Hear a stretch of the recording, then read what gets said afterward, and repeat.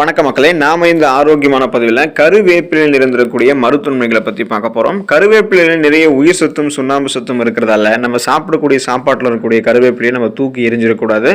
அதை நம்ம சாப்பிடக்கூடிய சாப்பாட்டோட சேர்த்து மென்று விழுங்கி சாப்பிட்றது நமக்கு நிறைய மருத்துவமைகளை கொடுக்கும். இந்த மாதிரி நீங்கள் யார்கிட்டையாவது போயிட்டு கருவேப்பிலையோட ஏதாவது ஒரு மருத்துவமைகளை சொல்லுங்கள் அப்படின்னு கேட்டிங்கன்னா அவங்க சொல்லுவாங்க, கருவேப்பிலை சாப்பிட்டா முடி கருகருன்னு வளரும் அப்படின்னு சொல்லுவாங்க.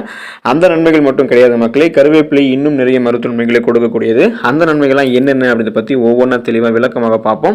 அதை பற்றி பார்க்குறதுக்கு முன்னாடி இந்த வீடியோக்கு மட்டும் ஒரு லைக் கொடுத்துட்டு இந்த தகவலை உங்களுக்கு தெரிஞ்சவங்களுக்கும் ஷேர் பண்ணிவிடுங்க. ஏன்னா இது அவங்களுக்கும் பயனுள்ளதாக இருக்கக்கூடிய ஒரு ஆரோக்கியமான பதிவு தான். இது போன்ற அப்டேட்ஸ்களை நீங்கள் தொடர்ந்து பார்க்குறதுக்கு நம்மளுடைய ஹெல்த் நியூஸ் தமிழ் சேனலை மறக்காமல் சப்ஸ்கிரைப் பண்ணிவிட்டு பக்கத்தில் இருக்கக்கூடிய பெல் பட்டனையும் கிளிக் பண்ணி ஆல் அப்படின்ற ஆப்ஷனையும் செட் பண்ணி வச்சுக்கிட்டீங்க அப்படின்னா நான் போடக்கூடிய எல்லா அப்டேட்ஸும் உங்களுக்கு நோட்டிஃபிகேஷன் அடிக்கடி சேரும்.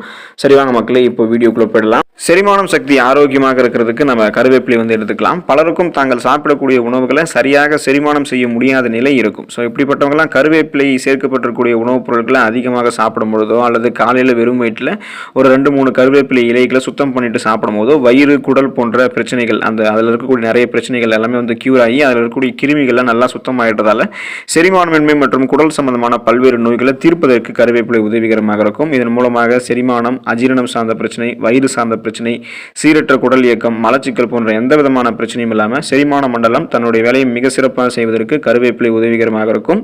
புற்றுநோய் எதிர்த்து போராடக்கூடிய ஆற்றல் உங்களுக்கு வேணும் அப்படின்னா நீங்கள் கருவேப்பிலை தொடர்ந்து உங்களுடைய உணவுகளை சேர்த்துக் கொள்ளலாம். கருவேப்பிலை மிகவும் சக்தி வாய்ந்த வேதிப்பொருட்களை தனக்குள்ள கொண்டு இருக்கு.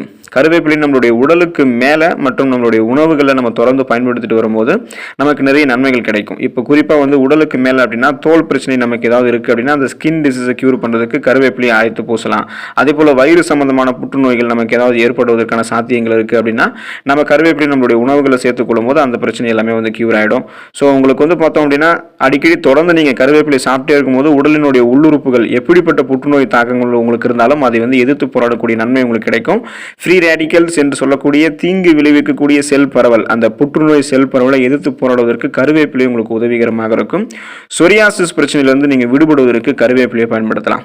தோலில் இருக்கக்கூடிய செல்களில் ஏற்படக்கூடிய வேதியியல் மாற்றங்களாலும், அதாவது இந்த கெமிக்கல் டிரான்ஸ்ஃபர்மேஷன்ஸ் குறிப்பாக பார்த்தோம் அப்படின்னா நமக்கு இருக்கக்கூடிய இந்த பரம்பரை காரணத்தாலும் சிலருக்கு சொரியாசிஸ் அப்படின்னு சொல்லக்கூடிய ஒரு தோல் அலர்ச்சி நோய் நமக்கு ஏற்படுது.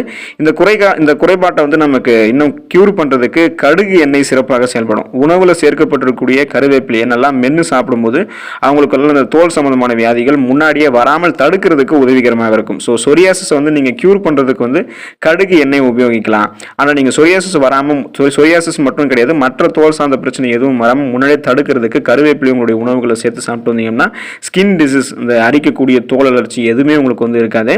தலைமுடி ஆரோக்கியமாக அடர்த்தியாக கருகருவென்று வளர்வதற்கெல்லாம் நீங்கள் கருவேப்பிலை உங்களுடைய உணவுகளை சேர்த்துக்கலாம். தலைமுடி ஆரோக்கியமாக இருக்கிறது ரொம்ப ரொம்ப அவசியம். இன்றைய காலத்தில் பலருக்கும் தலையில் ஆனால் பேன் தொல்லை, பொடுகு தொல்லைகள்லாம் நிறைய இருக்குது. இளமையிலே முடி நரைத்து போவது போன்ற பிரச்சனைகள்லாம் இருக்குது. இதை கியூர் பண்ணுறதுக்கு கருவேப்பிலை நம்மளுடைய உணவுகளை சாப்பிட்றதாலும், கருவேப்பிலை ஊற வைத்த தேங்காய் எண்ணெயை தலைக்கு தடவி வந்தாலும் இந்த மாதிரி நிறைய தலைமுடி சார்ந்த பிரச்சனைகள் அனைத்துமே நமக்கு நீங்கி போயிடும். அப்போ நமக்கு முடியினுடைய வேர்க்கால்கள் வரைக்குமே இந்த மாதிரி கருவேப்பிலை நமக்கு அந்த முடியை ரொம்ப ரொம்ப ஸ்ட்ராங் பண்ணுறதால, முடியினுடைய வேர்க்கால்கள் வரைக்குமே ஸ்ட்ராங் ஆகிறதால இதுக்கப்புறமும் உங்களுக்கு முடி கொட்டுவது போன்ற எந்த பிரச்சனையுமே இருக்காது. கருகருவென்று அடர்த்தியாக தலைமுடி உங்களுக்கு வளர ஆரம்பிக்கும். ஸோ எந்த விதமான தலைமுடி சார்ந்த பிரச்சனையும் இல்லாமல் கியூர் ஆகிறதுக்கு, அதை வராமல் தடுத்துக்கொள்வதற்கெல்லாம் கருவேப்பிலை எடுத்துக்கலாம். ரத்த சோகை உங்களுக்கு குணப்படுத்தப்பட்டு வராமல் தடுப்பதற்கு கருவேப்பிலை எடுத்துக்கலாம். உடலில் இருக்கக்கூடிய ரத்தத்தில் ரத்த வெள்ளை அணுக்கள் மற்றும் ரத்த சிகப்பு அணுக்கள் இது எல்லாமே அதற்கு இருக்கக்கூடிய அந்த அளவுகளில் கரெக்டாக இருக்க வேண்டியது ரொம்ப ரொம்ப அவசியம். அதில் ரத்த சிகப்பு அணுக்கள் குறிப்பாக அந்த ரெட் பிளட் செல்ஸ் நமக்கு குறையும் பொழுது அனீமியா என்று சொல்லக்கூடிய ரத்த சோகை நோய் ஏற்படும். இந்த நோய் பிரச்சனை தீர்வதற்கு கருவேப்பிலை இலைகளையோ அல்லது அந்த கருவேப்பிலை இலைகளை பொடியாகவோ நீங்கள் அதிகம் சாப்பிட்டு வரும்போது இந்த அனீமியான்னு சொல்லக்கூடிய இந்த ரத்த சோகை பிரச்சனையை நீங்கி ரத்த சிகப்பு அணுக்கள் உங்களுக்கு இன்க்ரீஸ் ஆகும். ஸோ அப்போ ரத்த சிகப்பு அணுக்கள் இன்க்ரீஸ் ஆச்சுன்னா ஹீமோகுளோபினுடைய கவுண்ட் உங்களுக்கு இன்க்ரீஸ் பண்ணப்படும். அப்போ உங்களுக்கு ரத்த சோகை மட்டும் கிடையாது, மற்ற ரத்தம் சார்ந்த பிரச்சனை எதுவாக இருந்தாலும் அதை கருவேப்பிலை உங்களுக்கு குணப்படுத்திடும். விஷக்கடி உங்களுக்கு அதனுடைய தாக்கம் ஓரளவுக்கு குறைவதற்கு கருவேப்பிலையை பயன்படுத்தலாம். நமது வீட்டிலும் நமது வீட்டிற்கு அருகே இருக்கக்கூடிய தோட்டங்கள், புதர்கள் இங்கே பார்த்தோம்னா தேனி, விஷவண்டுகள் இந்த மாதிரி நிறைய விஷக்கடிக்கு சம்மந்தப்பட்ட பூச்சிகள்லாம் அதிகமாக இருக்கும். ஸோ இதனால் கடிபட்டிருக்கக்கூடிய நபர்கள் அந்த பூச்சிகளினுடைய நச்சு உங்களுடைய ரத்தத்தில் கலந்து உங்களுக்கு இன்ஃபெக்ஷனோ அல்லது அலர்ஜியோ எதுவும் ஏற்படுத்தலாம். அப்போ அதுக்கு உடனடியாக நீங்கள் என்ன பண்ணணும் அப்படின்னா, அந்த மாதிரி பூச்சிகள் கடிச்சோம்னா சிறிது கொஞ்சம் கருவேப்பிலை எடுத்து அதை அப்படியே மென்று நீங்கள் சாப்பிட்டீங்கன்னா ஓரளவு அந்த விஷயம் வந்து உங்களை தாக்காமல் உங்களுடைய உடலில் பரவாமல் அந்த நச்சு வந்து முறிய ஆரம்பிக்கும். அப்புறம் உடனே நம்ம வந்து மருத்துவமனைக்கு போயிடலாம். ஸோ அந்த விஷயம் ஓரளவு நம்மளுடைய உடலில் பரவாமல் தடுக்கிறதுக்கு, அந்த அலர்ஜியெல்லாம் ஏற்படாமல் முன்னாடியே தடுக்கிறதுக்கு கருவேப்பிலை நமக்கு உதவிகரமாக இருக்கும். நீரிழிவு நோயாளிகள் கருவேப்பிலையை தங்களுடைய உணவுகளை சேர்த்துக்கொள்ள வேண்டியது அவசியம். நீரிழிவு ஏற்படக்கூடிய சர்க்கரை வியாதிக்கு சிறந்த மருந்தாக வந்து பார்த்தோம்னா கருவேப்பிலை இருக்கு. இது வந்து கசப்புத்தன்மை அதிகமாக அந்த கருவேப்பிலை இருக்கு அப்படின்றதால இதை சாப்பிட்டதுக்கு அப்புறம் சீக்கிரத்திலேயே இது நமக்கு உடல்ல செயல்புரிந்து ரத்தத்தில் இருக்கக்கூடிய சர்க்கரையை கட்டுக்குள்ள வைக்கிறதுக்கு உதவிகரமாக இருக்கு. எனவே சுகர் பேஷண்ட்ஸ் எல்லாம் தங்களுடைய உணவுகளில் கருவேப்பிலை சேர்த்துக் கொள்ளும் போது தங்களுடைய ரத்தத்தில் சர்க்கரையினுடைய அளவை கட்டுப்பாடு வைத்துக் கொள்ளலாம்.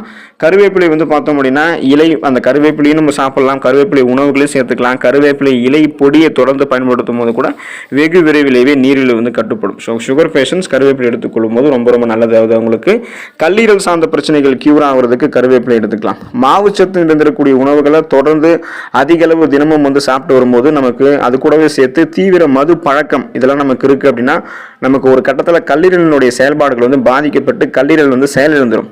அப்போ இது வந்து உடல் நலத்திற்கு மிகுந்த ஆபத்தை ஏற்படுத்தக்கூடும். அப்படின்றதால கல்லீரலில் எந்த விதமான தீங்கு விளைவிக்கக்கூடிய நச்சு கிருமிகளும் சேராமலும் கல்லீரலில் அதே போல் கொழுப்புகள் உருவாகாமல் இருக்கிறதுக்கு நம்ம கருவேப்பிலை எடுத்துக்கலாம். கருவேப்பிலையை பச்சையாகவோ அல்லது நம்மளுடைய உணவுகளை சமைத்து சாப்பிடும் போதோ கல்லீரல் சம்பந்தமான பிரச்சனைகள் நமக்கு வந்து கியூர் ஆகும். அந்த நச்சு கிருமிகள்லாம் கல்லீரலிருந்து உங்களுக்கு வெளியேறிடும், கொழுப்புகள்லாம் கல்லீரலிருந்து குறையும். ஸோ கல்லீரலினுடைய நலம் ஆரோக்கியமாக இருப்பதற்கு நம்ம கருவேப்பிலை வந்து எடுத்துக்கொள்ளணும்.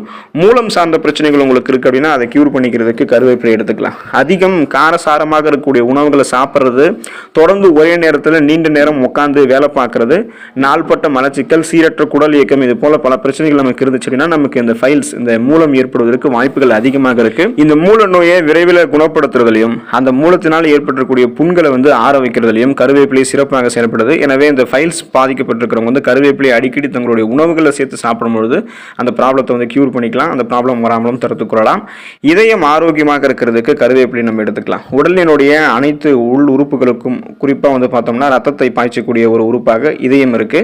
ஸோ இதயத்தினுடைய வேலை வந்து நம்மளுடைய ரத்தத்தில் இருக்கக்கூடிய கிருமிகள் எல்லாத்தையும் எடுத்துட்டு இப்போ சுத்தமான ஒரு ரத்தத்தை நம்மளுடைய உடலில் இருக்கக்கூடிய அனைத்து பாகங்களுக்குமே கடத்தும். ஸோ அந்த ஆக்சிஜன் வந்து நமக்கு எல்லா இடத்துக்கும் ரத்தத்தில் இருக்கக்கூடிய ஹீமோகுளோபின் கொண்டு போயிடும். அப்போ இதயத்தில் சிலருக்கு வந்து அடைப்பு ஏற்பட்டு இதய பாதிப்பு, இதயம் வந்து தற்காலிகமாக செயலிழக்கிறது, மாரடைப்பு, பக்கவாதம் போன்ற பலவிதமான ஆபத்தான பாதிப்புகள் இப்பெல்லாம் ஏற்பட்டு தான் இருக்கு.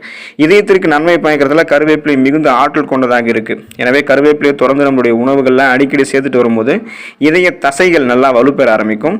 இதய தசைகள் வந்து வலுவிழுந்து போவதோ நமக்கு ஏற்படக்கூடிய மாரடைப்பு, பக்கவாதம், பிளேக் போன்ற நோய்கள் எதுவுமே இல்லாமல் இதயம் சம்பந்தமான நோய்கள் உண்டாகாமல் தடுக்கிறதுக்கும், இதயம் சார்ந்த பிரச்சனைகள் உண்டாகியிருந்தாலும் அதை கொஞ்சம் கொஞ்சமாக குணப்படுத்திக் கொள்வதற்கும், ஒட்டுமொத்தமாக இதயத்தை பலப்படுத்திக் கொள்வதற்கும் கருவேப்பிலை உதவிகரமாக இருக்கும்.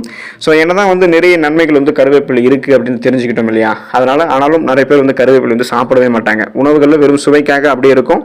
அந்த வாசனை நுகர்ந்ததுக்கப்புறம் அதை எடுத்து போட்டுருவாங்க.